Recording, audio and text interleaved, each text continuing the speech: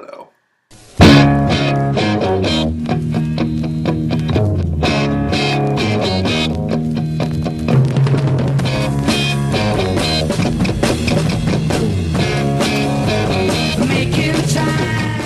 Welcome to yet another installment in the Where the Watco Things Are saga. I'm your host, as always, Brian Watco. If you're a loyal follower of the English in Action videos, probably two questions are running through your mind. One, why didn't Brian have a video last week? That's a great question, actually. I really don't have any excuse for not making a video last week. It was my week. We split up in weeks for those people who don't know. It'd be Brian's week, and then it's Eliza's week, and then it's Mario's week, and then it's Summer's week, etc., etc. Anyway, I was in New York City. I made 2 attempts at it, one in which I had a dream and was visited by Neil Gaiman, who looks strangely like myself, and another where I walked around Central Park again and talked about me. Both I didn't like, both were strange, both made me receive strange looks from people, so I didn't show them. And 2, why is he holding a wooden sword and dressed in a suit and surrounded by books and generally looking like he's in a Wes Anderson film? I realize that's quite a jump because I always wear suits and surround myself with books. The only thing that's sort of out of the normal was the fact that I was holding a wooden sword. But yeah, I've decided my life is going to be a Wes Anderson film from now on, so I will do really quirky things and play Paul Simon music and be visited by the Wilson brothers, and occasionally Jason Schwartzman. A couple of things I want to talk about in this video. Firstly, our upcoming project, which was mysteriously alluded to in the last edition of Looking for Eliza. And let's just say it's going to be big, monumental, wondrous. There's a reason that I've chosen to dress like Wes Anderson. Maybe next week I'll dress like Tim Burton. The week after, I'll dress like Joss Whedon. What do all those men have in common, besides being awesome? I'll leave that to you. Besides that, I want to talk about meeting the mentor.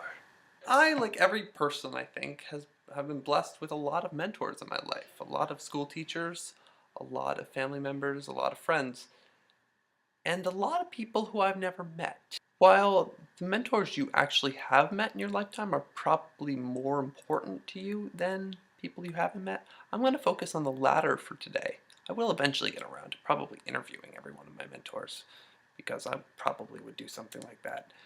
But right now, what's really running through my mind is the fact that I might meet some of my mentors that I haven't met yet, and that's terrifying. So during my trip to New York last week, or this week, it was technically earlier this week, I had the good fortune of meeting 2 people I consider mentors and learning that I could potentially meet 2 more.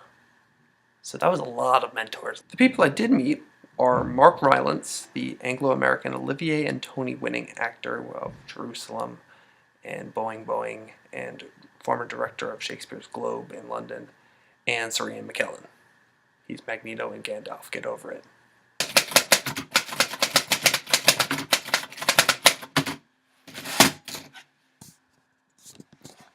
Sorry about the sudden change of set, but it became night rather quickly after I started filming. That's not true at all. I waited several hours to finish filming, but now you get to see me use a typewriter. So the conversations I had with Ian McKellen and Mark Rylance were very brief and very awkward. Ian McKellen was convinced I was British. Mark Rylance introduced me to his wife. It was strange. So this came to me a little later than it should, but it was very easy to talk to Mark Rylance. There were about 4 people standing at the stage door, and they were pretty much crazy, so when he sees a normal, semi-normal human being like me, we hit it off. And it hit me rather hard because he's doing a play with the Master of Masters, Stephen Fry. We're going to see this play, and we have a very high percentage chance of meeting Stephen Fry. Yeah, I don't think I can handle that. I also learned later that week that Neil Gaiman, who is the man who inspired me to say I want to become a writer, and a generally cool dude, is teaching at the one school I applied to, and the school that accepted me, Bard College. So yeah, Neil Gaiman could be my teacher.